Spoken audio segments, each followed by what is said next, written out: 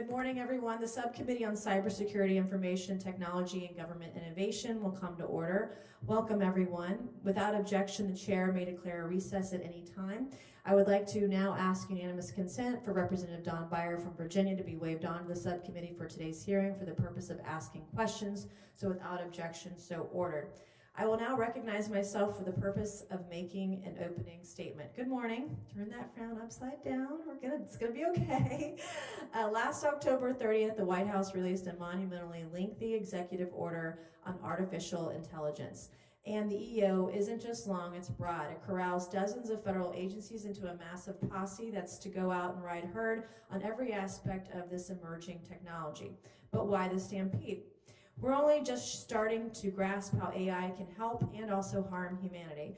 That's why Congress is moving cautiously in this space. We already have a plethora of laws in which AI uses are subject, ranging from anti-discrimination to consumer protection statutes. And unnecessary new laws could stifle AI innovation, slowing the arrival of life-enhancing and life-saving breakthroughs, not to mention we don't want China on our heels, and we don't want to stifle innovation for the private sector or for our government agencies, especially in defense. That's why Congress is proceeding with a measured first do no harm approach. Where AI applications are not captured under an existing law, we need to close these loopholes. That's why I introduced a bill recently to ensure the distribution of non-consensual pornography is not immune from criminal prosecution just because it's been altered via an AI deepfake process.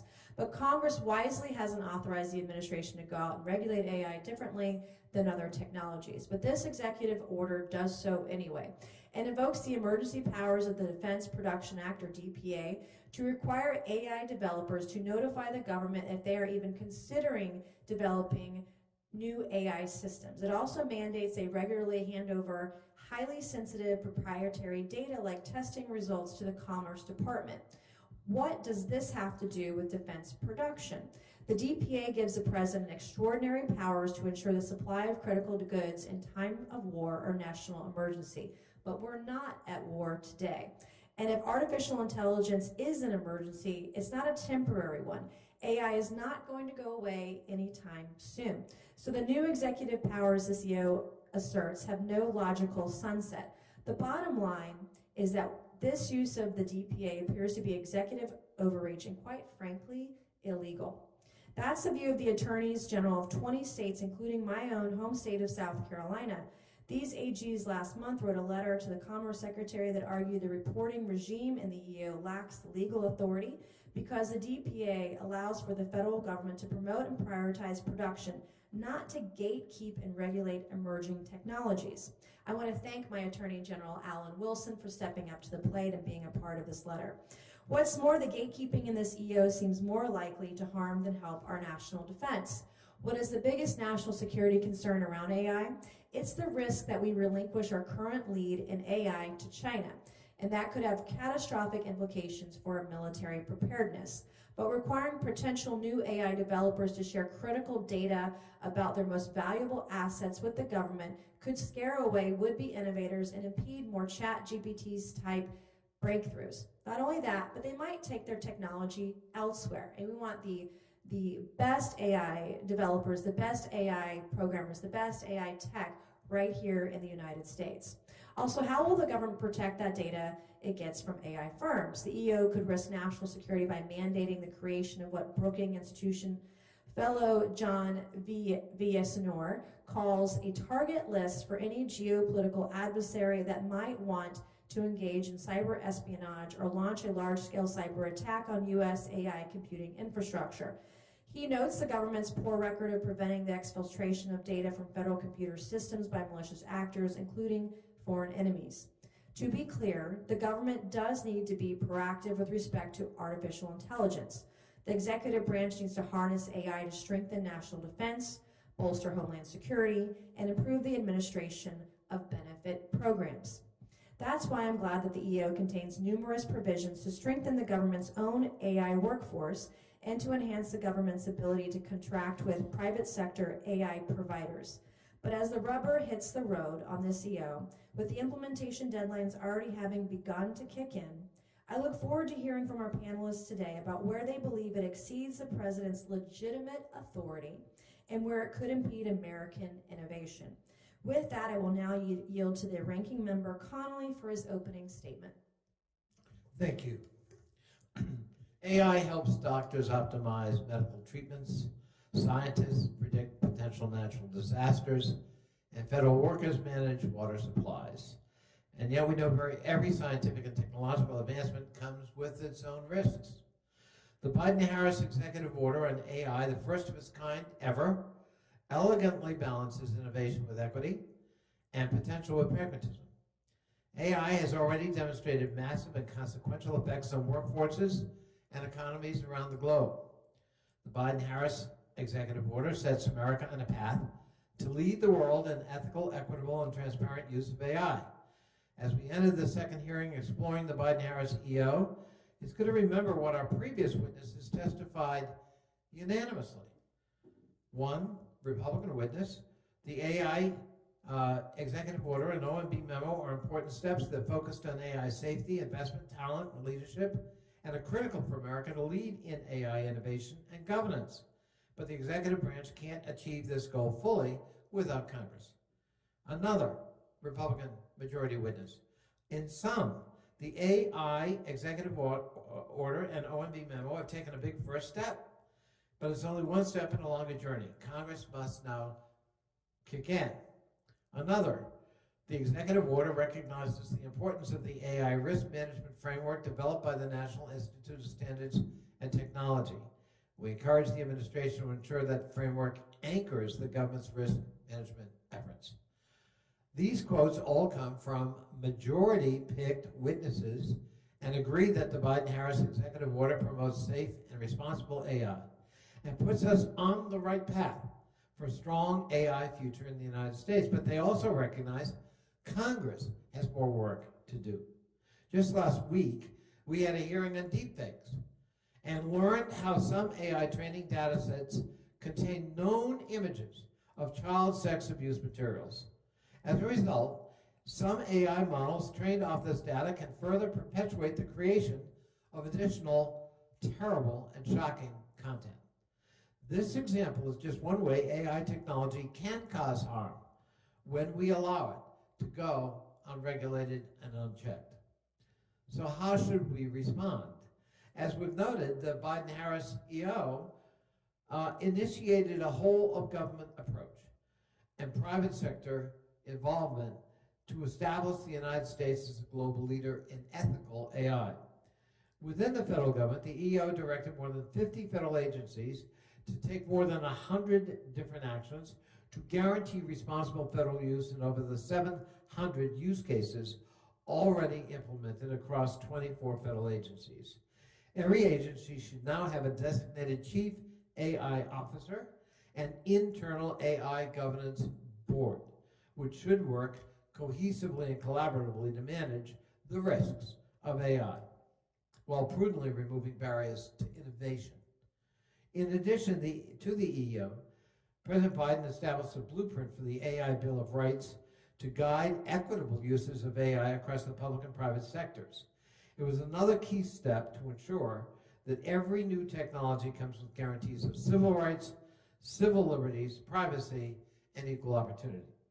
The blueprint also included private industry input from companies like Amazon, Anthropic, Google, Ffllow, Microsoft, and OpenAI, each of whom committed to strengthening safety, security, and transparency as they proceed to innovate new AI algorithms and explore potential use cases for the technology. As the federal government continues to explore AI, we should look to partner with private sector partners to foster continued innovation and adoption of a secure and trustworthy AI. I plan to introduce a bill that responsibly accelerates the use of AI by our civil servants who are entrusted with carrying out our public-facing agencies' missions. AI must empower workers, not replace them. We can achieve this future if we build a robust educational foundation and one that benefits both government and the private sector. Congress must invest in programs that educate and train the next generation of skilled AI workers, which the chair has just mentioned. And they need to thrive in a tech economy. Both the private and public sectors will need digital native workers who are steeped in the practices needed to put appropriate guide rails in place to help AI achieve its goals. Some of my colleagues and witnesses here today will say that regulation limits innovation and stifles growth. It can. But let me remind you of what our previous witness, Dr. Raman Chowdhury, a responsible AI fellow at Harvard, said: brakes help you drive faster. This country has a strong history of creating rules of the road for innovative industries in ways that catalyze growth and foster trust in consumers. We look forward to exploring how best we can achieve that balance, and I look forward to today's hearing. Thank you. Thank you, Mr. Connolly. I'm pleased to introduce our witnesses for today's hearing. Our first witness is Mr. Adam Thierer, Senior Fellow for the Technology and Innovation Team at the R Street Institute. Our second witness is Ms. Jennifer Huddleston, Technology Policy Research Fellow at the Cato Institute. Our third witness is Mr. Nicol Chilson, Head of the AI Policy at the Abundance Institute. And our fourth witness today is Dr. Nicol Turner Lee, Senior Fellow for Governance Studies and Director of the Center for Technology Innovation at Brookings Institution. Welcome, everyone. We're pleased to have you this morning. Pursuant to Committee Rule 9G, the witnesses will please stand and raise their right hands. This is where it gets real. Do you solemnly swear or affirm that the testimony that you are about to give is the truth, the whole truth, and nothing but the truth, so help you God? Let the record show the witnesses all answered in the affirmative. We appreciate all of you being here today and look forward to your testimony. I would like to remind the witnesses we have read your written statements and they will appear in full in the hearing record. Please limit your oral arguments this morning to 5 minutes. As a reminder, please press the button on the microphone in front of you so that it is on and the members can hear you. When you begin to speak, the light in front of you will turn green. After 4 minutes, the light will turn yellow. When the red light comes up, your 5 minutes has expired. And we would ask that you please wrap up. So I will now recognize Mr. Thierer to please begin your opening statement. Thank you. Chairwoman Mace, Ranking Member Connolly, and members of the subcommittee, thank you for holding this hearing and for the invitation to appear before you. My name is Adam Thierer, and I'm a senior fellow at the R Street Institute, where I focus on emerging technology issues. I also recently served as commissioner for the U.S. Chamber of Commerce Commission on Artificial Intelligence, Competitiveness, Inclusion, and Innovation. My message here today boils down to 3 main points. First, it is important to recall the foundational principles behind the bipartisan national framework for digital commerce that Congress and the Clinton administration crafted a quarter century ago. Freedom to innovate was made America's policy default. Lawmakers rejected the inefficient old regulatory models of the analog era, which constrained entrepreneurialism and competition. We allowed new digital technologies to be born free and to flourish without excessive micromanagement. And then we used ongoing multi-stakeholder efforts and flexible regulatory responses to address concerns. Europe took the opposite path, and today, heavy-handed technocratic mandates have, quote, regulated its way to last place, as a recent Wall Street Journal headline observed. In fact, 18 of the 25 largest digital technology companies in the world today are US-based, while it is difficult to name any that are headquartered in Europe. While some people have concerns about large technology companies today, we should agree that it is better that these firms are primarily based here in the United States instead of China, Europe, or other countries or continents. Further, there is a second point about the connection between AI policy and broader national objectives. A strong digital technology base is an important source of strength and prosperity. So it is essential that our nation not shoot itself in the foot as the next great technological race gets underway with China and the rest of the world. Consider this scenario. When OpenAI launched ChatGPT in late 2022, it quickly became the most rapidly adopted digital technology in history, and competing U.S. services from U.S. developers followed quickly.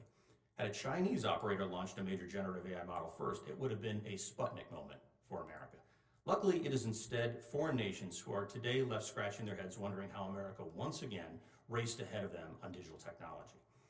Wise policy choices not only strengthen our economy and provide better products and jobs, but also bolster our national security and allow our values to shape information technology platforms and markets globally. We need a national AI policy that is flexible and pro-innovation to make sure our firms, workers, and values continue to lead the world in this fashion. This brings me to the Biden administration's October executive order. This wide-ranging 100-plus page directive has been praised by some as a logical response to congressional inaction on AI. But many others have rightly noted that it stretches executive authority over emerging technology well beyond statutory limits and raises the danger of overregulation.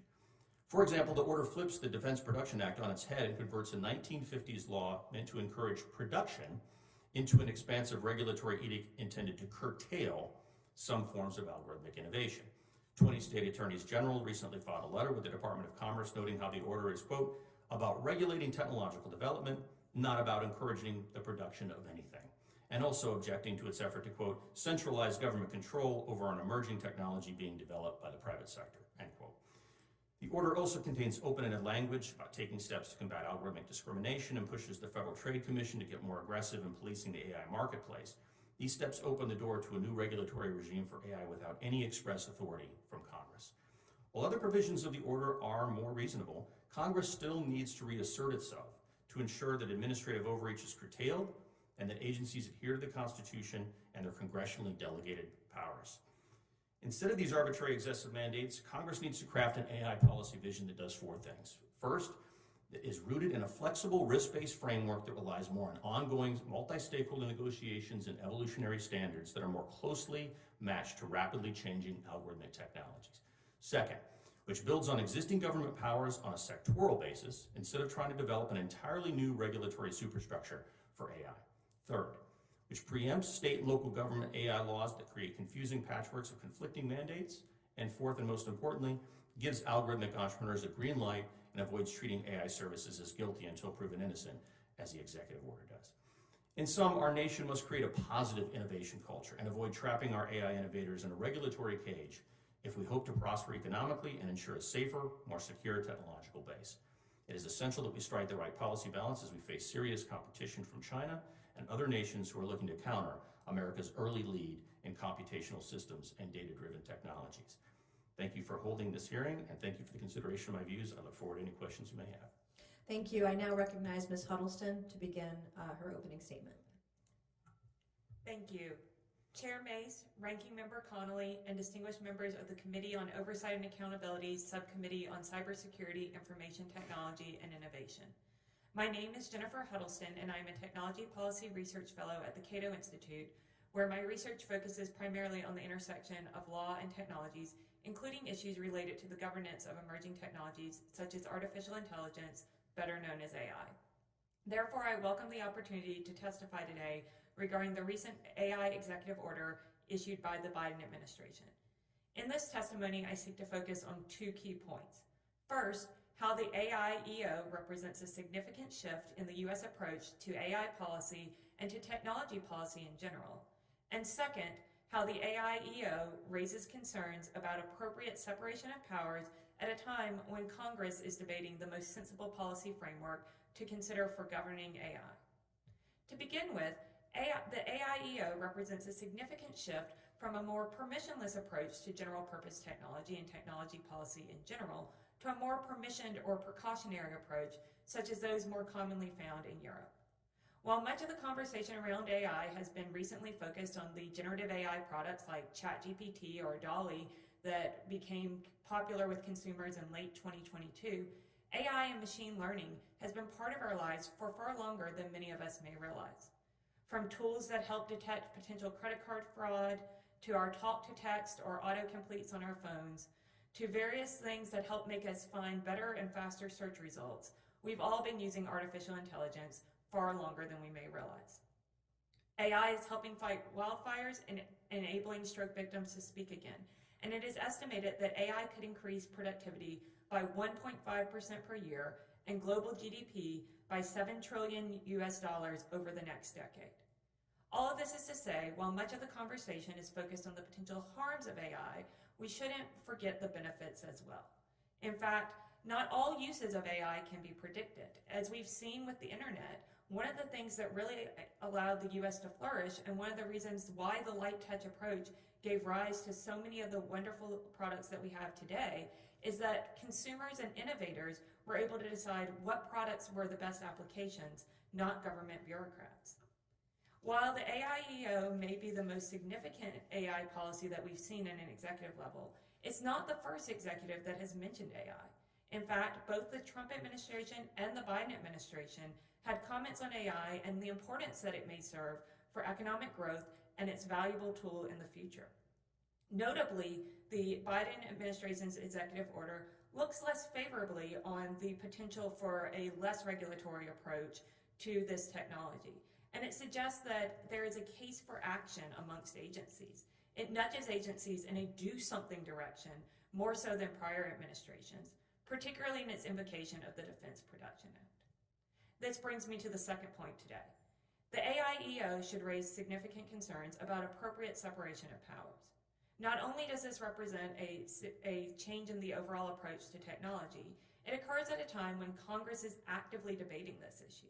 It occurs by executive order, while we've seen many committees, including today's hearing, but a wide range of topics in both the House and the Senate consider whether or not a further regulatory framework for AI is necessary.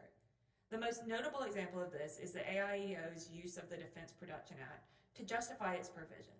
This law was originally designed to provide the executive with authority to meet a national security crisis, but the AIEO evokes the Defense Production Act not to respond to such a crisis, but rather to require innovators of AI products deemed high risk notify the government and submit to government-run red teaming regarding the potential risk of their innovation. This executive overreach cannot be presumed to have occurred because there is a need for immediate action or because there's a lack of attention on Congress's part. And the powers that it passes on to the administrative state should be considered carefully by Congress, as we know once power is given to the administrative state, it is unlikely to be returned. The United States' light touch approach to the internet helped enable its global leadership and realize the economic potential of this technology in the past years. This has benefited both consumers and innovators and entrepreneurs. As we encounter our next disruptive technology era with AI, we must consider not only the risk, but also the benefits of such technology, many of which we may be unable to predict. The United States has a chance to distinguish itself from more regulatory approaches once again and embrace an approach that allows consumers and innovators to use technology to find creative solutions to problems and needs. I thank you for this opportunity to testify before you, and I welcome your questions. Thank you. I now recognize Mr. Chilson to begin your opening statement. Chair Mace, Ranking Member Connolly, and Subcommittee members, good morning. I'm Neil Chilson, the head of AI policy at the Abundance Institute. The Abundance Institute is a mission-driven nonprofit C3 dedicated to fostering widespread human prosperity by creating an environment where emerging technologies, including AI, can thrive. Thank you for having me here today to talk about the Executive Order on Artificial Intelligence. The Artificial Intelligence EO, as noted by the chair, is long. In fact, it's the longest regulatory EO in history. According to data from the American Presidency Project, the AI EO is 88 times longer than the median executive order. By the numbers, it's the third longest executive order in American history. But the two EOs that are longer are a 1951 executive order containing the entire manual for the military court-martial procedures and a 1980 EO revising that manual. The AI EO is also unusually regulatory because it directs actions by dozens of agencies and federal officials. It mandates 136 different deliverables such as reports, guidance documents, and dozens of new projects, processes, and plans. In short, the AI executive order is unprecedented. Our country's history includes many dramatic developments, including civil war, mass industrialization, 2 world wars, globalization, and global pandemics. Yet no president has ever issued such a long and detailed executive order to reorient the federal government on a policy issue. The executive order will generate sweeping activity across the federal government, redirecting at least tens of millions of tax dollars and hundreds of thousands of hours of government effort. Some of that activity will be productive and appropriate, particularly where it focuses on the government's own use of AI. But the executive order overreaches in at least 2 ways. First, the president lacks the authority to impose the executive order section 4.2's obligations on private companies. The executive order claims authority under the Defense Production Act, which is a Korean War-era law intended to reduce one very specific type of national security risk. Threats to, quote, the ability of the domestic industrial base to supply materials and services that are needed for national defense and disaster recovery. But the DPA does not authorize Section 4.2 for 3 reasons. First, there is no threat to the ability of the domestic industrial base to supply AI capabilities. The U.S. leads the world in supplying AI capabilities. Indeed, the White House, if anything, seems concerned with an oversupply of AI capabilities. As the EO itself notes, AI capabilities are advancing at rapid speed. Second, even if there were such a threat, Section 4.2 won't increase production of AI capability. Section 4.2 surveils an entire industry segment for various potential risks unrelated to production. The only production Section 4.2 will promote will be the production of highly sensitive commercial and cybersecurity information from companies to the government. Third, and most fundamentally, the DPA simply cannot shortcut the constitutionally established method of democratic lawmaking in the U.S. As we've heard, Congress is actively considering 28 AI-related bills. The DPA does not empower the president to skip ahead of Congress on this. The EO overreaches in a second way. The executive order's definition of artificial intelligence is so broad that it covers common everyday software from social media content moderation algorithms to insurance models to common consumer and business financial tools. This broad definition means that many of the regulatory actions spurred by the executive order could apply not just to AI companies, but to any software developer in industries such as transportation, education, healthcare, or energy. Even were it desirable to revise the U.S.'s highly successful approach to software regulation, doing so through a presidential executive order is inappropriate. Such a change deserves to be considered, refined, and decided by Congress. In conclusion, the executive order could have focused on establishing a positive vision for a future of AI, while protecting civil rights from government misuse of these technologies. Instead, it usurps Congress, abusing the DPA to impose new regulations and spurring regulatory action that will affect the entire software industry. This overreach calls for continued congressional oversight, democratic accountability, and potentially legislative or judicial course correction. Thank you, and I look forward to your questions. Thank you. I now recognize Dr. Lee for her 5-minute opening statement. Thank you, Chairwoman Mace, Ranking Member Conley, and distinguished members of the subcommittee for the invitation to testify on the President Biden's executive order on safe, secure, and trustworthy development and use of AI. I am Dr. Nicol Turner Lee, Senior Fellow at the Brookings Institution, who has a 100-year history of evidence-based nonpartisan research, and I thank you, Chairwoman, for the mention.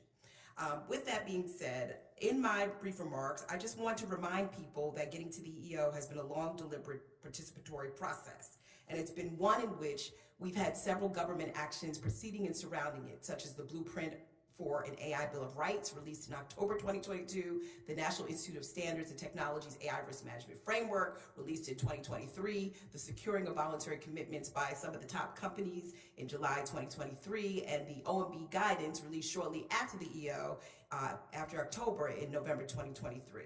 These actions reflect a whole of governance approach, and they're really important for us to achieve national guidance as AI becomes both an asset and concern for our national security interests. I want to also share that Congress must act quickly on many of these proposals in our decision to maintain our status as leaders in the global economy. Rather than say that this is overreach, I consider these efforts to be preparation towards a more responsible, inclusive AI ecosystem. This first formidable action on AI under the blueprint for an AI Bill of Rights shared a non-binding roadmap for the responsible use of artificial intelligence. We then proceeded to have NIST, who gave us the risk management framework as a multi-tool for organizations to design and manage trustworthy and responsible technologies that are meant to be voluntary, rights-preserving, non-specific, use case agnostic. NIST is also going to release a playbook that will be a companion to this, and we recently launched the AI Safety Institute Consortium to bring stakeholders together to jointly develop and diffuse best practices, standards, and other things. A few months later, as it was mentioned, the White House secured voluntary commitments from some of the leading US-based AI companies that want to equally ensure safety, security, trust with advanced systems. They are willing to not only look at their own business models, but to find ways to engage in public reporting of their system capabilities, limitations, and guidelines for use. The most notable advancement so far is the robust watermarking system that these companies are working on together to ensure that we can authenticate AI-generated content. While the executive order may appear to be a variety of issues packaged into one, it is intentionally designed to be such. We've put in the work to make sure we've gotten to this point, and the EO will not only pursue the 8 benchmarks that are outlined in its mandate, it also, on a cumulative level, has pursued us to look at best practice for AI use in criminal justice, education, healthcare, and other thoughtful processes that develop an astute and ready workforce. The actions to engage the federal government is probably the most ambitious yet necessary action to confirm our resilience among foreign actors and others who want to leverage malicious attacks. In my written statement, I opine more on the January 24 progress report issued by the White House, which suggests that we actually are meeting many of those benchmarks, even in light of some of the concerns of my colleagues. Going forward, if the U.S. wants to be a leader in innovation, we must be responsibly prepared to manage those risks.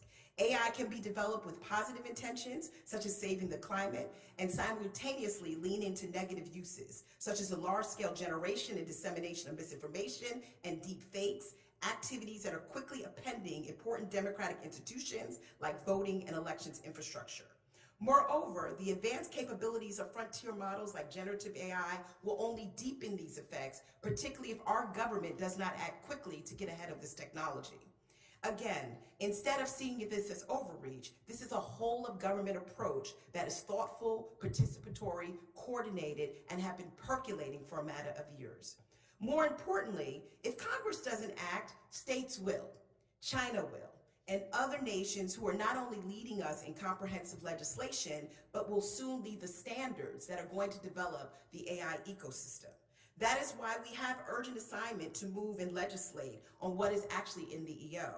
More so, instead of having a patchwork of state laws and local provisions, it is important that Congress be concerned about these interests of AI simply on the national security interest, simply on the public consumer protection concerns, and more so because we want to be the leaders in this technology. I urge Congress to consider that we already have many proposals that have some bipartisan support, like the National AI Commission Act, the Protect Elections from Deceptive AI Act, and let's move so that we don't have to continue this conversation again. Thank you so much. I will now recognize myself for 5 minutes. Generally, my questions will be for the entire panel. I'm a big fan of yes or no, so if you want to elaborate, I would just ask that you make it quick because I'd like to hear from a lot of voices here this morning. The executive order is actually one of the longest EOs ever written at over 100 pages, and it absolutely will encumber tech in a lot of ways, as we heard from our witnesses this morning. My first question is, the Commerce Department could not protect Secretary Raimondo's own email account from being hacked last year. Yet this EO requires firms to share with the agency on a daily basis the crown jewel secrets of the most powerful AI systems on Earth. First question, can we trust Commerce to ensure this highly sensitive data doesn't fall into the hands of China or another foreign adversary? Yes or no? No. I think we've seen that there's a need for a greater discussion of improving cybersecurity, both in the government and beyond. No, and we shouldn't have to. Yes. Okay, thank you. According to the executive order, the over 100-page executive order, irresponsible use of AI could exacerbate, quote, social harms, including, quote, disinformation. Should we trust the government to be the ultimate arbiter of what is disinformation and what may cause social harm in AI systems? Mr. Thierer? No. No, and we should be concerned about the First Amendment approach of doing such. Absolutely not. I will say yes, and government with our civil society industry partners alongside of us. Should AI model developers have to give the government all their test results and test data, even those concerning politics or religion? Mr. Thierer? No. I think it's a highly concerning proposal with significant consequences for innovation. No. You know what I'm going to say. You're going to say yes. You're going to be Especially the in high one stakes. dissenter this morning. Especially in high stakes. What are some of the, just very quickly, the risks if companies are giving their test data over to the government? Mr. Thierer? There are security risks, of course. There are also concerns about how there might be speech meddling of various types, with sort of jawboning that could be associated with that sort of heavy-handed approach. Do you think, what would the government do with such information potentially? Well, it depends. We know in the past there's been efforts by government authorities to utilize such information to try to curb certain types of behaviors or to try to intimidate certain people to do things against their will and without due process. Ms. Huddleston? Similarly, I think there are concerns about how this could have an impact on speech as well as innovation more generally, with the idea that innovators would have to seek permission from the government before engaging in their innovation rather than having it play out in the marketplace of ideas. I think one of the other big effects, other than the government misuse, would be the chilling effects it would have on people using tools like this to say things that they think the government might not want them to say. And I would just suggest that I think we're conflating surveillance technology and how we actually look at government on the surveillance side versus what the EEO is actually dictating, which is accountability in the AI training data and the test beds as we look at high stakes applications. So I would like us to just clarify that. Okay, and then well, my last point is, I think we can all learn something probably from recent history. The FBI's interpretation of the Hunter Biden laptop as Russian disinformation, and we had a number of over 20 former Intel officers and folks that wrote a letter saying it was Russian disinformation, and come to find out it was not. I think that's a concern that a lot of folks have on what the government will do with data, what the government will do with information, what the government will do with testing information, algorithms, code and programming product, etc. The EO requires companies even considering developing dual-use foundation AI models to report to the government on an ongoing basis, again, about their most sensitive business secrets. Could the justification for using the DPA here be used in the future to demand highly sensitive plans and data from firms in any emerging technology field? Mr. Thierer? Yes, it could, and we should avoid it for that reason. Ms. Huddleston? Yes, and it's concerning with the power that would give to the administrative state over technology more generally. The EO offers no limiting principle on the use of the DPA, and so I think we could expect that people will continue to walk down this road. And I would just suggest that the invocation of the DPA is coming in absence of congressional action. If Congress were to provide some parameters on how we exercise some of the, principles that are embedded in the EO, as well as things that congressional activities that we want to actually foster, I don't think we'd have that problem. Congress just needs to act and legislate. All right, thank you. I want to thank our participants on the panel today. We appreciate your time, your insight, and expertise. And I will now yield 5 minutes to my esteemed colleague from Virginia. Thank you. Mr. Chilson, I'm a little puzzled by, you spent a lot of time criticizing the EO because it was too long. And I guess sitting up here looking at a very complex subject that's never been addressed before, and that many other people sat where you're sitting, Republican witnesses, chosen witnesses, all praise the EO as, yeah, it gives us a framework we can work with. And they weren't worried too much about overreach. They were, they felt it gave us a platform we could build on as we learn more, as we experience more. Why are you so bothered by the fact of its length? So I can't speak for what other people might think about the EO. I can only speak from my experience in federal government and watching the regulatory process. What concerns me about the length of the EO is its unprecedented nature because it looks like legislation. If you slapped a bill number on top of it... Okay, can I interrupt you? Because I get that point too, and I made a note of that. You went on to say it actually usurps the role of Congress. You said that. We do have a government with 3 branches, and we're a co-equal branch of government, so is the executive. And when one of those branches fails to act, that creates a vacuum that almost demands the others act, depending on the urgency of the situation. Now, it's nice to say, and I'm a big champion of legislative prerogatives, and I believe Article 1 is Article 1 for a reason, and Article 2 is Article 2 for a reason. Namely, we are supposed to be the predominant arbiter of government. That was certainly what was in Madison's mind, but that's a different conversation. But, so in the first session of the 117th Congress, we signed into law about 100 bills. Very far-reaching in some cases, very visionary. In this Congress, 31, and half of them are post office namings. This is not a serious Congress. You mentioned, I think, 28 bills addressing AI. Not one's become law. And given our pace, it's unlikely any of them will become law in this Congress. We're not doing anything. And when that happens, it seems to me, the president has an obligation to address an urgent and imminent subject, like AI.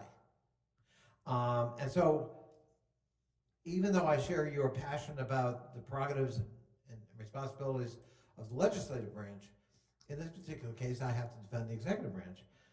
They haven't usurped Congress. They've actually done what Congress ought to do, but isn't going to do, because we're not doing our jobs up here.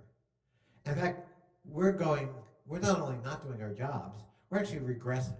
So in the appropriations bill, Nancy and I and others are going to vote on this week, apparently, they have zeroed out a congressionally created fund. By the way, I worked with Will Hurd on this, a Republican, the Technology Management Fund, because apparently we don't need any more investment in technology.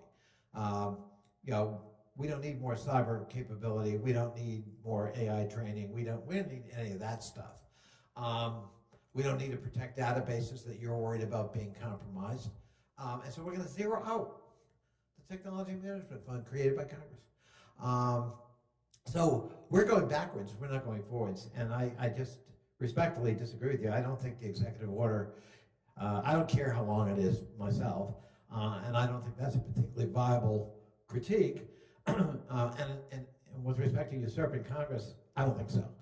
Now, the third critique I think you had in your testimony was overreach, and echoed by your two colleagues on the other side of the panel. I want to give Dr. Turner Lee an opportunity to address that one. So, is it overreach? I mean, should we be worried that they've gone too far and they're intruding in our lives and they're going to compromise the ability of AI and all of its promise?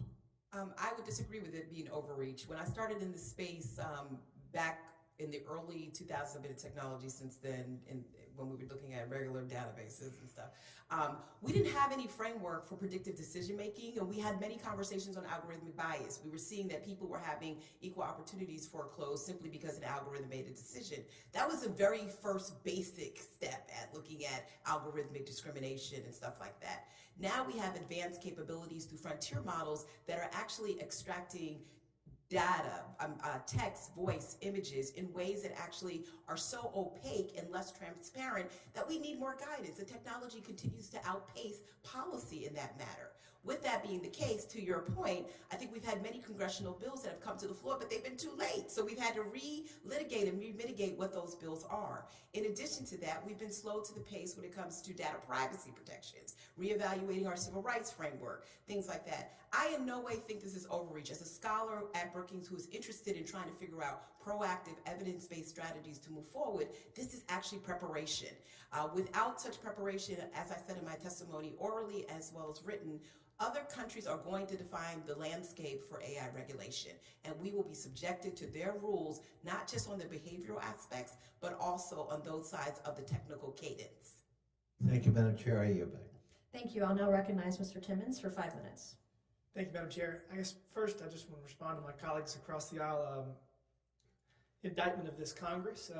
Us not doing anything this Congress is a response to my colleagues across the aisle spending about $7 trillion last Congress. And it's really caused my constituents a lot of problems. Inflation's through the roof, cost of energy, groceries, interest rates are up. It's really costing Americans a lot. And so we're struggling with our $34 trillion in debt. We're struggling with the fact that every 100 days we add $1 trillion to our national debt. And really our fiscal situation is out of control. So we're very concerned about that, and we're going to try to find a path forward that is sustainable for the American people, that will give our kids and grandkids the American dream for generations to come. But I'm very fearful that that is not going to work out. So we're going to focus on that. That said, we do need to address AI. And just because Congress is unable to address AI as quickly as we should does not give the president the right to legislate for us. It's just a really bad idea. This has been tried again and again. And I guess first, Mr. Chilson, who wrote this? I mean, this is very technical. It's very long, as we keep saying. And I mean, who wrote this? It went through a White House process. I don't know many details about that process. It looks like it's a bunch of extremely people technical, wrote it, right? I mean, it's extremely technical. So I mean, people that have expertise that probably have an interest in a regulatory structure being placed on this. I mean, do you have any idea what groups were involved? Is there any transparency to that? I don't. I think that that's a good question for Congress to ask and an oversight committee to ask, and I don't have good information on that. I know there were a lot of participants. There's probably a lot of people who are asking for different things to be included in this, and that's in part why it ended up so long. So all the reporting requirements, does that not chill innovation? Does that, I mean, there's a lot of proprietary approaches to this. Is it going to chill innovation?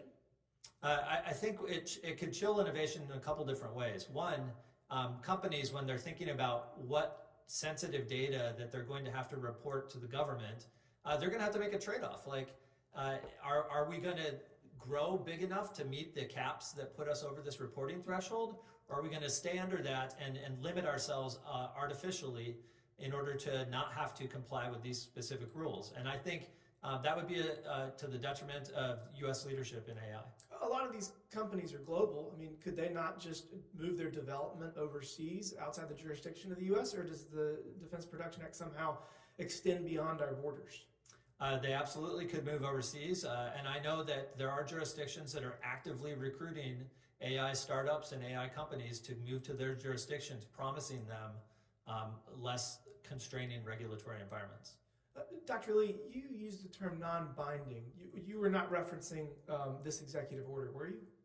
In terms of the non-binding reference, we know that much of the content that was in the AI Bill of Rights was non-binding. It was more voluntary. And up until the executive order, as you all are aware, we really don't have any binding requirements unless the DPA is used for the test bed. It only applies to certain aspects of the EO, as we know. Okay, so my understanding is that there are criminal penalties for not abiding by the DPA, and this is under using those authorities. So would it not be a criminal offense that would result in jail and a fine should a company not apply? And I guess another question is, who would that even apply to? Would that be like the CEO? Would it be the board members of the company? Like, how does that work? So as I'm with you, there actually has to be more clarification on how that enforcement strategy looks like. But remember, the regime of the DPA applies to only specific aspects of the EO itself. And to your question, if I may, respectfully, who wrote this was the American people, right? It was a accumulation of all these activities leading up to the actual EO itself. So I wanted to clarify because I kind of have some insight into some of the stakeholders that participated. I mean, I think some of the technical expertise of this, look, I got a master's degree in cybersecurity, and I understand this as well as anybody, and I'm reading some of this, and it requires a quantity of computing power greater than 10 to the 26th integer. I don't think the American people have any idea what that means. So with all due respect, the American people did not write this. Mr. Thierer, do you have any understanding of how this would be enforced in regards to non-compliance? I mean, would the CEO or would board members go to jail? Like, how would that work? I think that's a great question. Recall that in the letter that the 20 AGs sent, they actually refer to this, quote, opaque and undemocratic process by forcing AI developers to submit information, but it was unclear to the AGs themselves, and they asked the Department of Commerce, like, what's going on here? So we don't have answers to your questions, Congressman. So basically we took a problem and made it worse. I think so. But again, Congress does need to act, to be fair. So maybe we should get our act together and address this in a way that can facilitate innovation and keep the United States on the forefront of being the best economy in the world. Thank you, Madam Chair. I yield back. Thank you. I'll now turn it over for 5 minutes to Ms. Presley. Thank you, Madam Chair, and thank you to our witnesses for being here today. As a member of the Financial Services Committee's bipartisan working group on artificial intelligence, I have no doubt that while AI presents opportunities for progress, it also poses significant risks, from undermining our privacy to inciting political violence, to spreading disinformation. Congress has been slow to act, forcing the Biden-Harris administration to take executive action to enforce standards and guardrails. The AIEO does just that, and to suggest that the White House is overstepping, especially when just last week, this subcommittee heard devastating testimony on AI's infringement on the privacy and civil rights of women and girls. So that overreach characterization is absurd, in my opinion. Dr. Turner Lee, in what ways can AI pose disproportionate threats to people from marginalized backgrounds? That is an area that I spend a lot of time with, and I think the effects on marginalized populations are a couple of things. One, the lack of transparency of AI systems, and particularly how they factor into predictive decision-making or eligibility concerns, can foreclose on equal opportunities. People don't know what those factors are that are going into credit decisions, housing decisions, criminal justice decisions, and the like. I'd also say that people of color are disproportionately impacted by deepfakes and misinformation. The lack of transparency, actually, which is an issue, deepfakes affect anybody in any state and any party when you actually look at it. But the lack of transparency particularly affects communities of color who have less agency. And then finally, which say criminal justice. I just spent a year and a half with the National Academies on facial recognition use in law enforcement. And in that application of AI, we also see a lot of vulnerabilities as well. Thank you. Yes, AI algorithms trained on skewed, inaccurate, or underrepresented data magnify human biases, lead to discriminatory outcomes. The previous administration, for example, has an abysmal record of using technology to incarcerate and to persecute communities of color. The Trump administration used AI to identify legal protesters during the George Floyd protests, to employ racist algorithms with immigrations and customs enforcement, to profile Muslims entering the country, and haphazardly arrest Chinese Americans during its China initiative. Meanwhile, President Biden's executive order takes unprecedented action to allow innovation while protecting people's privacy and civil rights. Dr. Turner Lee, are the steps outlined in the Biden-Harris administration's EO sufficient to address biases in AI that can lead to discriminatory outcomes? I wholeheartedly agree. I applaud this administration for including words like equity and parity as part of the EO in very outright ways so that we address this issue front hand. I also think, to your point, and to the earlier conversation from my colleagues around the government use of AI, it's very clear in the EO this distinction between government surveillance that is used for malicious intent by government versus resiliency, which is the federal agencies just having clearer pathways on their use of AI generally, whether it's in benefits decisions, criminal justice decisions and actions, and so forth. Thank you. And Dr. Turner Lee, what elements of the EO can Congress strengthen to ensure that advances in AI technology are not used to further involve people with the criminal legal system? I think that Congress can take some steps, and there has been some bipartisan support around the use of facial recognition technology and how we actually not necessarily ban it, but we have some guardrails that make sense for various communities. I think Congress can also act on data privacy legislation. That legislation will allow some sense of guidance on what data can be collected, and in the area of biometric collection that can also safeguard communities of color. I think conversations on election and AI infrastructure and architecture should be of concern, and it has been on a bipartisan level. I think all of us are concerned about the integrity of our elections based on artificial intelligence and generative AI. So I think there's a host of them. I'm happy to share more of those with you, Congresswoman, going forward. Thank you. And, certainly we have a responsibility to be innovative in our efforts in order to build reliable protections for everyone, especially those who have historically been left behind or targeted. So I invite all my colleagues to link arms and minds, if you will, in carrying out that work, whether it's the use of facial recognition technology to criminalize people of color, deepfake pornography to degrade women, or biased algorithms to keep vulnerable community members from accessing critical resources. Existing equity concerns are at risk of being worsened for people in my district, the Massachusetts 7th, and across our country. Thank you, and I yield back. Thank you. I will now recognize Mr. Bretrett for 5 minutes. I'm looking forward to your questions on AI, sir. Thank you, Chair Lady. Mr. Thierer and Mr. Chilson, what's the historical background of the Defense Production Act? Well, it was put in place, sir, to make sure that America had the proper productive capacity of our. I realize that, but I mean, I want to know the background. What caused it to be in place? A concern about the lack of productive capacity in certain sectors that the federal government felt were necessary to achieve various national security purposes. This was, of course, in the 1950s, different time. That's what I was getting at. Yeah, the Korean a War. long time ago. Yes, sir. And the primary purpose of the Defense Production Act is to allow the President to direct the production of materials and goods. Is that correct? Yeah, that's correct. Yes, that's correct. Okay. What materials or goods does Executive Order 14110 direct companies to produce? Documents containing highly sensitive commercial and cybersecurity information. Okay. And what national security concerns exist regarding AI that justifies using the Defense Production Act? Well, I think there are national security concerns around AI. We've heard a lot of talk about, the rivalry with China and the importance of staying ahead. So there are concerns there. But as for ones that directly address threats, the kinds of threats to interrupted production that the Defense Production Act is looking for, again, as Adam said, it turned the DPA on its head, which the DPA is to allow the government to spur production, and the executive order uses the DPA in order to discourage production on some levels, in part by imposing additional regulatory burdens on people who are producing at the highest level. Has the Defense Production Act been used to extract information from companies rather than to encourage production?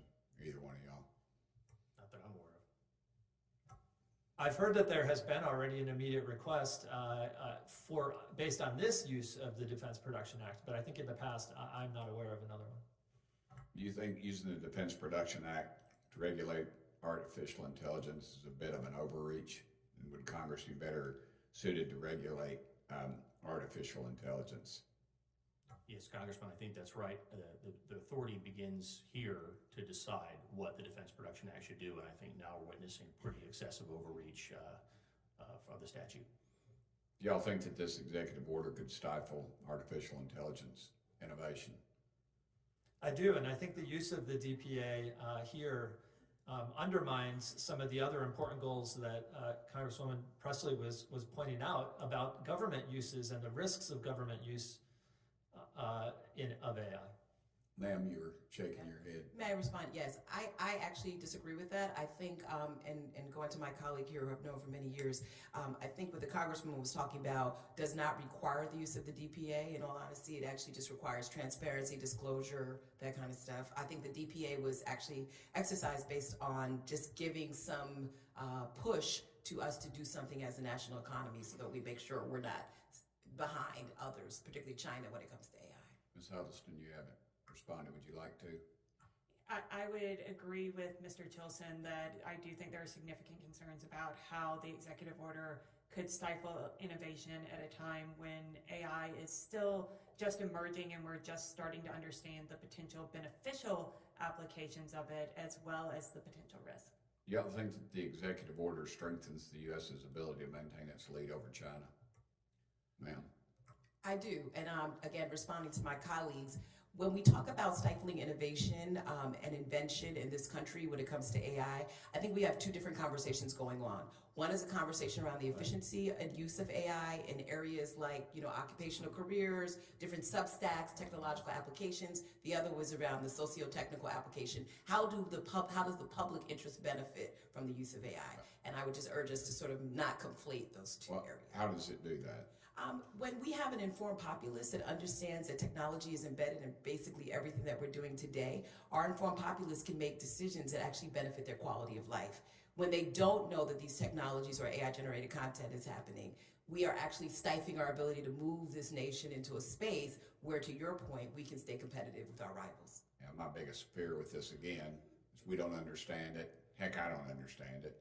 And Mace, Chair Lady Mace probably understands it, and my colleague across the aisle probably understands it. But here again, we're going to start regulating something we don't understand because we're government and we're supposed to. And then again, it's just like cryptocurrency and everything else, dadgummit, will end up hurting it. And so that's my concern. Chair Lady, I yield back none of my time. Matter of fact, it's a negative amount of time. So I don't know if that You penalizes did good, me Mr. in the next Burchett. one or not. I will now yield to Mr. Burleson for 5 minutes. Thank you. Dr. Lee, would you say that democracy is important in the United States? Yes, Would you say at times it's a threat? yes. I would agree. What I would say is, let me ask you this. Would you think that an authoritarian state that does not represent the elected people is a threat to democracy?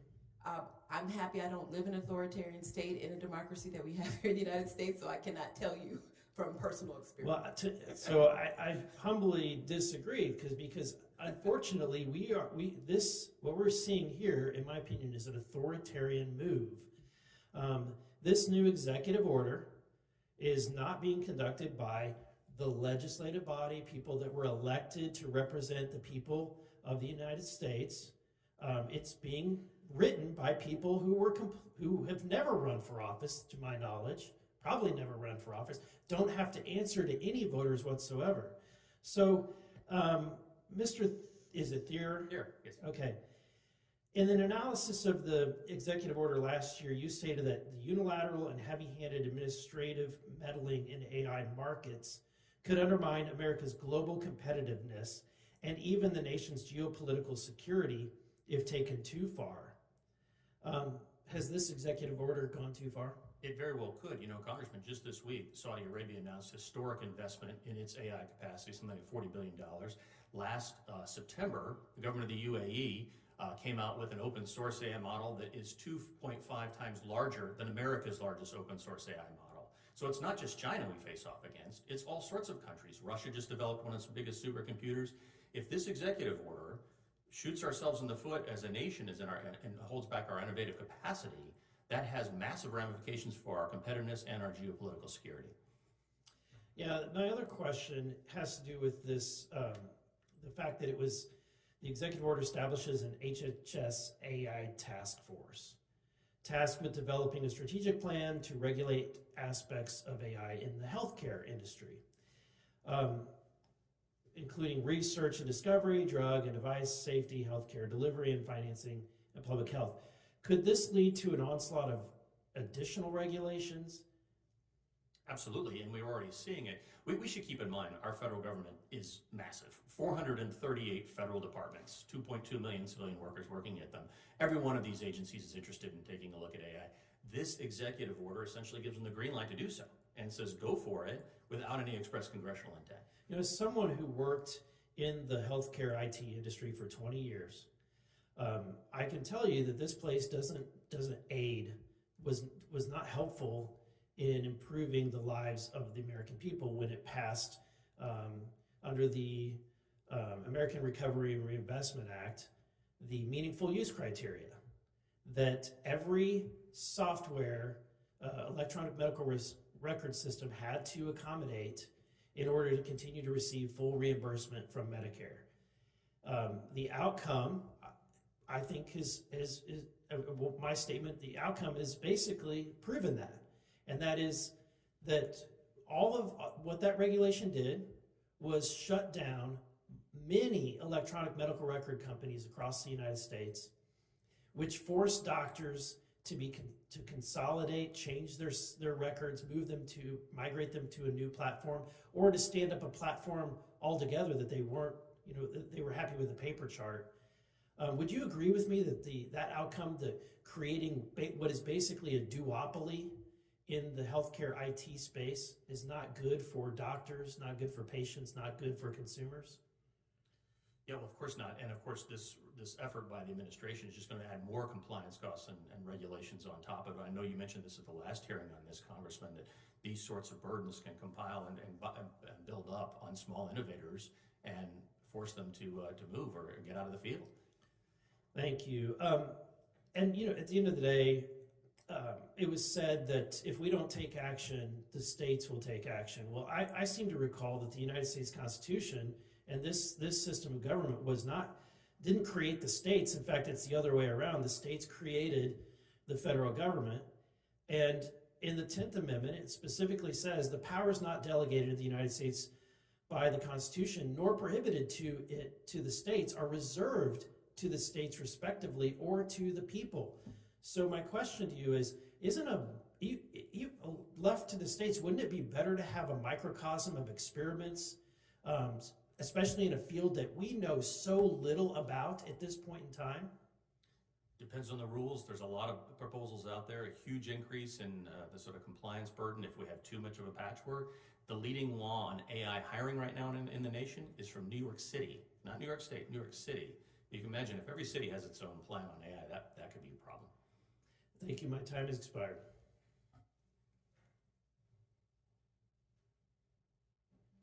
All right, we are waiting on one more member who is coming. So I'm going to ask a few questions that I didn't get to ask earlier, so I will now recognize myself for 5 minutes. So the executive order came out the end of October, and it said that Commerce would have to implement and get moving after 90 days, which would have been the end of January. Does anyone on the panel know if Commerce is doing anything related to this executive order at this juncture today? Middle to end of March, soon to be April. Does anybody know? They certainly are doing a lot, actually. There's several rulemakings and other proceedings that are ongoing. NTIA, which is part of the Department of Commerce, has a rulemaking on open source models. And so there's a lot of swirl at NTIA and I think across Commerce. So, yes. And I would echo that, Chairwoman, that Commerce has actually started, like other federal agencies, who go deeper into these issues. So there's activities as well as comments that will come out shortly, I'm sure. On that. Any movement on the DPA provisions of the EO? I've only heard that there was a request to some companies in mid-December that they start filing information. The understanding of the DPA provisions as the executive order came out was that none of the current models met the threshold for reporting yet. And so that request that I've heard has gone out. It's not quite clear why that request had gone out. And so Because they hadn't met the threshold. There is language in the DPA provision that says if you're even thinking of getting over the threshold, you also have to report. And so how maybe how do they report? How are companies? I don't know what the exact procedure is. The executive order doesn't lay that out in specific detail. I think it would be up to whatever the requests are that are coming in. And in fact, the executive order doesn't give a ton of detail about what specific information. It gives general categories. But I'm hearing that they're asking for quite a lot. It gives them basically broad authority to do whatever Mr. Chilson, it gives them broad authority then because of that vagueness? I think so. Broad authority to request the information that fits into those buckets that are in the executive. Gotcha. I think Dr. Lee wanted to chime in. And just respectfully, we're also finding, though, with the progress report as well as my own research, that various federal agencies, including NTIA, are becoming more transparent with their processes. So I assume that we're actually going to see much more openness around what's happening around the executive order as they've been charged to take on certain aspects of that, Chair. Okay, and then this is a question for the entire panel. How does this EO stifle innovation, limit potentially investments in AI in the United States? Well, I'll just go back to the AG letter that really nailed it, because they asked the Department of Commerce to answer some questions like you just asked, Congresswoman. And when they referred to that opaque and undemocratic process of forcing AI developers to submit information for review behind closed doors, they also then talked about the danger of a bureaucratic and nebulous supervisory process which will discourage development, further entrench large incumbents, and do little to protect citizens. They asked a whole series of questions like you're asking to the administration. I haven't seen any answers back. Ms. Huddleston, how will this stifle innovation, stifle investment? Because I believe that it will, having these encumbrances and burdens. And even in the places where the EO is vague, it signals to innovators that the government is expecting them to take a seek permission first approach, particularly for large, significant models and as this technology evolves. It signals that the administration is kind of presuming this technology is a risk until proven otherwise. We saw during the internet era how this more precautionary approach for a general purpose technology played out in Europe, that it led to not seeing the kind of development of companies that we saw in the US. And while there are many other factors to that, such an approach that requires innovators to seek government permission rather than consumers and innovators to decide in the market how a technology can progress may stifle innovators from going into certain areas, or may give rise to investors' concerns about whether a technology will be allowed to fully develop, particularly for those dual-use technologies. Mr. Chilson? So in addition to the DPA chilling effect that will happen under the authorities there to some of the largest models, I really do think, and to the earlier Congressman's point, that the very vague definition of artificial intelligence, which to my reading, and I think some other experts' readings, could sweep in things like formulas in complicated spreadsheets. This is not ChatGPT style AI. We're talking about software that people use every day and that industries use every day.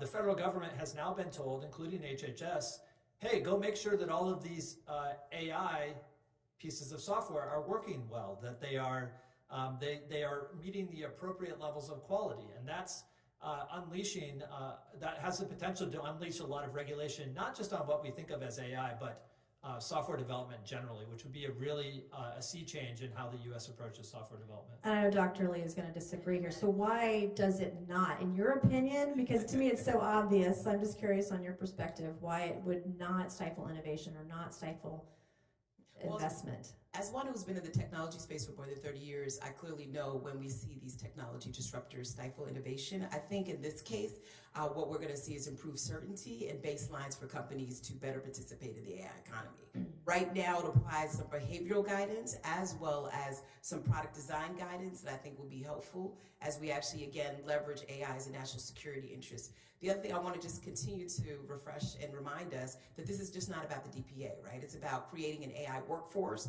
It's about making sure that we have the right research. It's about ensuring that our federal agencies are resilient. And it's about making sure consumers are protected at any time, at any point in which they're engaging these technologies. So with that, I think the certainty will definitely not stifle innovation in many respects and actually help us to innovate better. With regards to the DPA, do we see this applied to any other technology? Is that a thing? The DPA has been used to ensure the supply of materials that are needed for defense and for disaster recovery on a wide range of technologies. We've never seen it applied to AI, and we've never seen it applied not to ensure that there's sufficient production for defense or but more for a regulatory purpose, like it is being used here, to make sure it's safer or that it's more limited than it is. So this is a very unprecedented use of the DPA. And then, I sit on not just the Oversight Committee and chair of the Cybersecurity Committee here on the Oversight Committee, but I sit on House Armed Services. I'm privy to a lot of briefings, classified briefings about what our adversaries are doing, what they're up to technology-wise, even AI. And, one of my greatest concerns from a national security perspective is the advances that some of our adversaries are. Like, I feel China is right on our heels, and I don't want to, limit our ability to keep up with the technology. And, I've met with a lot of different tech firms and seen a lot of the benefits of AI. One of them, for example, is a company that maps the world every single day. With 200 plus satellites in space, they can map every inch of the Earth every single day. Now, a year ago, this company, they were doing great. If you need to find a little widget or a target or something on the map on Earth, it could take a couple hours, maybe take a couple days, but they'd eventually find it. With the advent of AI, they have condensed it down to minutes and hours. Within 6 months, they have condensed it down, the amount of time that it takes to be able to find some particular piece of equipment or object here on Earth. So huge advances. I would never, ever, ever, ever want to see government regulation, government requirements stifle our ability for this American company to advance technology as fast as it has. It's been remarkable. And I meet with this company about every 6 months, and the innovation that I see is tremendous. And there are a lot of applications with a lot of different agencies, and not just the public sector, not just DoD, but the private sector as well. And so any thoughts on, with this kind of regulation happening, how we stay at least not just 1, 2, but a couple steps ahead of our adversaries around the world? Mr. Thierer? Yeah, very briefly, Congressman, you're exactly right. You got some time. But this is why I spoke in my testimony about the symbiotic relationship between a strong technology base and our national security interests, because this is how we maintain a strong security for the United States. Secondly, we should point out that anything in this executive order that we're discussing doesn't apply in China, and it doesn't apply to these other nations I was just discussing. That's right. The UAE, the Saudi Arabia, whatever else. They can do whatever they want. They want. They don't have to follow U.S. So law we regulations. can't put our head into the sand and think that just because we're constraining our companies, they're constraining theirs. Ms. Huddleston? I just would like to add, I think the example you provided it shows why it's so difficult to define AI, and why one of the concerns that I know Mr. Chilson expressed about the definitions in the executive order that could reach very far into everyday algorithms or everyday technologies that we're using can be concerning, is in the defense context, we often hear that mentioned as a high-risk scenario, but there are many technologies, things that may be doing auto captions for meetings, or maybe helping to map certain areas that might be useful in the defense context, but are being developed for these dual use purposes, and we don't want to see a scenario where they can't be used by, say, the Department of Defense as necessary, even though they're benign and beneficial technologies. Mr. Chilson? Well, we do have a template for how the last disruptive technology, the last major disruptive sea change technology of the internet was treated by the US government. And there was a very specific choice, both in legislation and at the executive level, to let the market lead, to let innovators lead, to let them drive this technology forward, because they can explore a lot of different approaches and uses in a way that we could never envision when in the early 90s when some of these decisions were made. And so I do think that template, which requires action both by the White House, it can require action by the White House, and also it could be done by Congress as well, to take an open look at a structure that would allow for a lot of variation. Let's focus on some specific targeted harms, but not tech specific. All the bad things that we've heard about AI, those things are bad whether or not they've been done with AI or with another tool. We should target those harms. We should treat those seriously. We should deal with them, but there's no reason to target AI on these specifically. Dr. Lee? Yeah, and I'll just say, just with my colleagues here, I think we can go back and look at the 5G revolution, right, as an example of where we sort of stood back on where we wanted to go as a nation when it came to mobile wireless leadership, right? And we eventually had to catch up with China. I write a lot about that because, and create our own regulatory guardrails ourselves to ensure that not only were we catching up with China, but we were also imparting in the United States the type of social capital and economic capital and innovation to actually expand those networks. The same thing should be said about how we look at the AI Act from the EU recently. I don't think anyone is really saying that we need to, in the EO, that we need to come up with this broad regulatory guidance that we all need to adhere to. I think what we're seeing in the EO is here are some areas that we need to take precaution with. Here are some areas where we need to advance leadership, whether it's in the workforce or whether it's in innovation, whether it's in the adjacent products and services that go with the supply chain. At the end of the day, we're the United States, right? And we're going to do things a little differently than everybody else, but without making this a wild west when it comes to innovation and having some certainty that redeposits back into our American economy, you know, we're going to find ourselves similarly in the same similar situations we've had with other technology disruptions. Okay, thank you all for your questions, and I will now yield to Mr. Lynch for 5 minutes. Thank you very much, Madam Chair, and thank you for your relentless leadership on this issue. Much appreciated. I had a couple of hearings at the same time. That's how they do everything here. Everything happens at once, but I apologize. I was in the hearing down the corridor on financial services. I want to thank the witnesses. I've read your your bios, and I appreciate the expertise and the intellect that you bring to this hearing. So thank you very much for helping the committee with its work. This is one of those areas that we're really grappling with. The velocity of change has been incredible, and I think we're racing to catch up.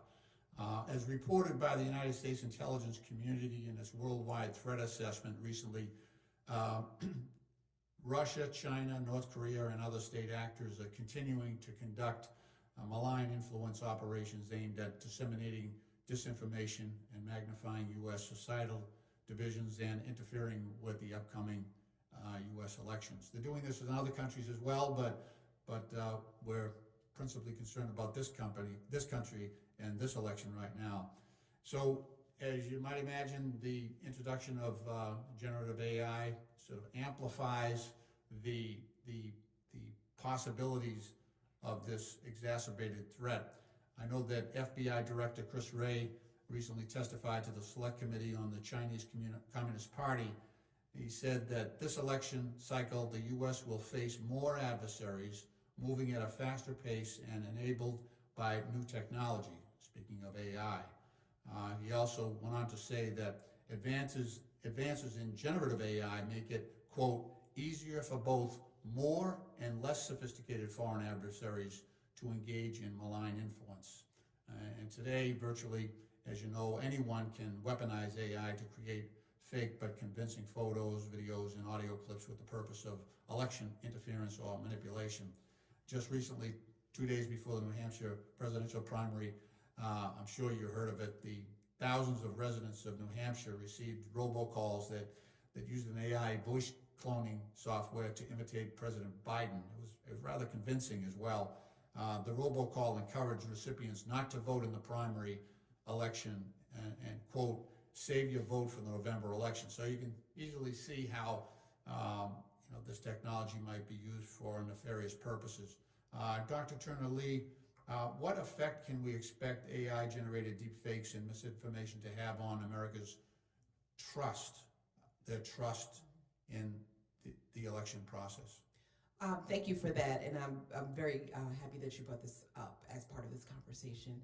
As the Brennan Center has reported on a variety of their reports, we definitely need to address AI-generated content that is leading into misinformation and disinformation to ensure that we have an informed electorate and to also have electoral infrastructure and process that is not harmed by malicious actors or other malfeasances that are relying on synthetic media or artificially generated content that will dissuade voters. And that, I think, applies to everybody in this room, regardless of your party, your residence, et cetera.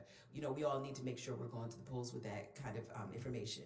With that being said, it is really important for us to get a handle on this. I think one of the things that we didn't do in this panel that we often do in others is we sort of talk about AI and generative AI, they're the same thing.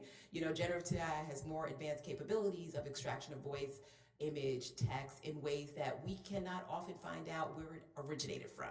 And so having, as we see in the executive order, these industries commit to helping us with a better digital watermarking system, being able to have conversations around copyright protections, really determining ways in which we engage the public in general education so that they are more informed about misinformation, I think are particularly important. And Congress has actually had some bipartisan action on this that I think we should take heed of if we're going to get these elections right now and into the future. I would just also suggest to you, Congressman, that states are also taking this very seriously. My colleagues at Brookings, we're looking at, what states are doing, and I think there's some synergies between federal action and concern and state action and concern. And so again, broadening the scope of making sure that this is a priority for Congress, I think is key. Thank you. I just want to ask, are there countermeasures that are at hand to allow us to sort of push back on some of this and reveal its negative nature and its falsity? Yes, I'll just mention one, and my Sure. colleagues will have more. Representative Rochester has a really good bill having to do with AI literacy and education and trying to find ways to teach our electorate and our citizens that there are dangers out there, including misinformation in campaigns and elsewhere in the market. So that's a good baby step to take to partially get at this problem, which is a serious one. I was thinking more about technology that could vet, you know, to look at. I know it's incredibly difficult, and the technology is changing so quickly. But are there proven methods that might allow us to uncover quickly, you know, a message that is not from its proposed source? We've seen the industry start to evolve to respond to these concerns, and there will be different actions from different players, just as there are different natures of what exactly AI looks like. So how a certain social media platform may respond to concerns about AI-generated images in an election context or in an election ad context may look different than how a search engine does or how another tool does when it's, for example, dealing with voice as opposed to video. We've seen that oftentimes allowing these different norms to play out will allow consumers to get appropriate amounts of information in that context, because it will look different on each platform and each tool, as opposed to a government one-size-fits-all approach, where not only do you have concerns about the potential impact on speech, you also have concerns about, given the broad definition of AI, how much content could this apply to, and might it bring in things that are more common? So, for example, something that removes an object in the background using an AI editing tool, but gets labeled as AI generated or AI manipulated because it used an AI tool rather than a human graphic designer or something. Thank you. Madam Chair, I appreciate the courtesy you've extended me, and I'll yield back because I know I'm way over time. No, you're good. Thank you, Mr. Lynch. And in closing, I want to thank our panelists for being with us today and providing their testimony and answering our questions. We want to make sure that the United States is the clear winner, the clear innovator in all technology, including AI. We don't want to stifle innovation. We don't want to stifle investment in AI or its innovation in any way, shape, or form. There's a lot at risk here, and we don't want our adversaries getting ahead of us or giving them the room or the rope to get ahead of us at all. So thank you again, and with that, and without objection, all members will have 5 legislative days within which to submit materials and to submit additional written questions for our witnesses, which will then be forwarded to the witnesses for their response. If there's no further business, without objection, the subcommittee stands adjourned.